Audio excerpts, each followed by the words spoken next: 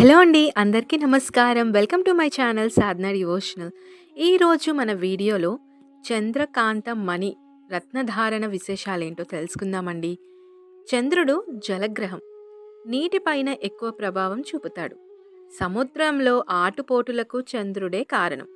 అందుకే అమావాస్య, పౌర్ణమి రోజులలో సముద్రం ఆటుపోట్లకు లోనై ఒక్కొక్కసారి తుఫానుకు కూడా దారితీస్తుంది. చంద్రుడు మానవ శరీరంలోని రక్తంపై అధిక ప్రభావం కలిగి ఉంటాడు. మన శరీర అధిక భాగం రక్తంతో కూడుకొని ఉంటుంది. జాతక చక్రంలో చంద్రుడు నీచంలో ఉన్నా, శత్రుక్షేత్రాలలో ఉన్న అమావాస్య, పౌర్ణమి రోజులలో జన్మించిన వ్యక్తులపై పెద్దవాళ్ళ దృష్టి లేకపోతే చంచలమైన స్వభావంతో చెడ్డ పనులకు అలవాటు పడతారు. కాబట్టి అలాంటి వారిపై పెద్దవాళ్ళ దృష్టి ఉండటమే కాకుండా సరైన వాతావరణంలో పెరిగే విధంగా జాగ్రత్తలు తీసుకోవాలి.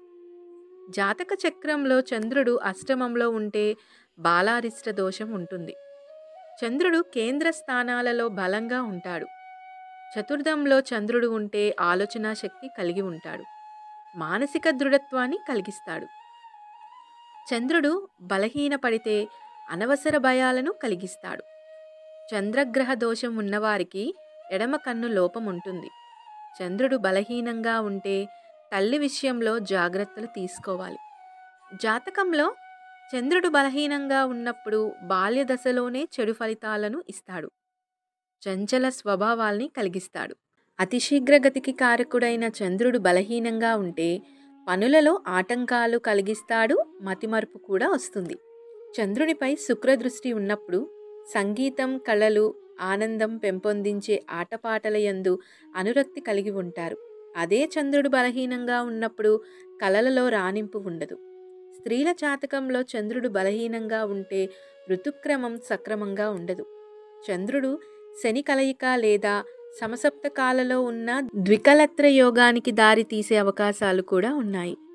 చంద్రుడు బలహీనంగా ఉన్న కొన్నాళ్ళు ధైర్యంగా, కొన్నాళ్ళు పిరికితనంగా ఉంటారు. చంద్రుడు బలహీనంగా ఉన్నప్పుడు ఈ చంద్రకాంత మణిశిలను ఉంగరం గాని, లాకెట్ గాని ధరించడం వల్ల మంచి కలుగుతుంది. ఇదండి ఇవాల్టి వీడియో. నా వీడియో కనుక మీకు నచ్చినట్లయితే ప్లీజ్ తప్పకుండా లైక్ చేయండి, షేర్ చేయండి. అలాగే నా ఛానల్ని కొత్తగా చూసిన వాళ్ళైతే తప్పకుండా సబ్స్క్రైబ్ చేసుకోండి.